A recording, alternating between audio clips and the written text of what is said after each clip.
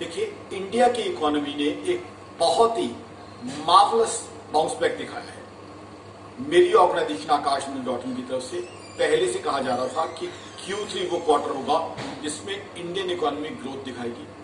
अब बहुत सी एजेंसीज ये मान रही हैं कि Q3 यानी जो करंट क्वार्टर है उसमें इंडियन इकोनॉमी पॉजिटिव में आ जाएगी। देखिए कितने अच्छे इंडिकेटर्स हैं।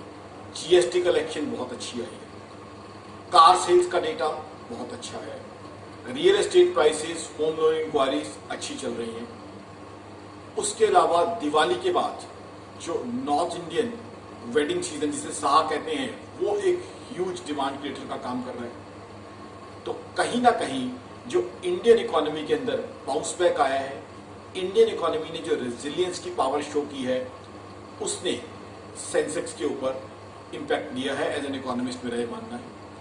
उसके अलावा ग्लोबली रेट ऑफ इंटरेस्ट बहुत कम हुए हैं। एज एन इकोनॉमिस्ट मेरा ये मानना है कि ग्लोबली हिंदुस्तान को एक growth oriented, development oriented, investor friendly country माना जाता है। इसलिए क्योंकि ग्लोबली रेट ऑफ इंटरेस्ट कम हुए हैं तो ग्लोबल मनी इंडिया के अंदर आया है। एज एन इकोनॉमिस्ट मेरा ये मानना है कि चाइना को लेके ग्लोबल डिसलाइक है, खासकर कोरोना के वक्त से।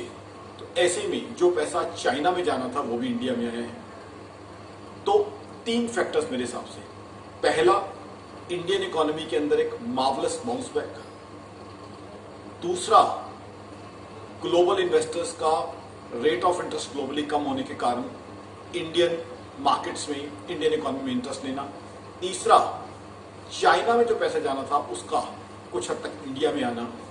उन सब कुछ ने इंडियन इकोनॉमी के ऊपर एक पॉजिटिव इंपैक्ट डाला है, सेंसेक्स के ऊपर भी पॉजिटिव इंपैक्ट डाला है। देखिए, हमारी इकोनॉमी अब ग्रो कर रही है, हमारी इकोनॉमी बाउंस बैक कर रही है। मेरी ऑर्गेनाइजेशन आकाश.इन का मानना है कि अगर अगला फाइनेंशियल ईयर जो April 1 से स्टार्ट होने वाला है, April 1, 2021 से स्टार्ट होने वाला है, उसको देखा जाए तो पहले 6 महीने में करीब 7% की जीडीपी ग्रोथ आने की उम्मीद है।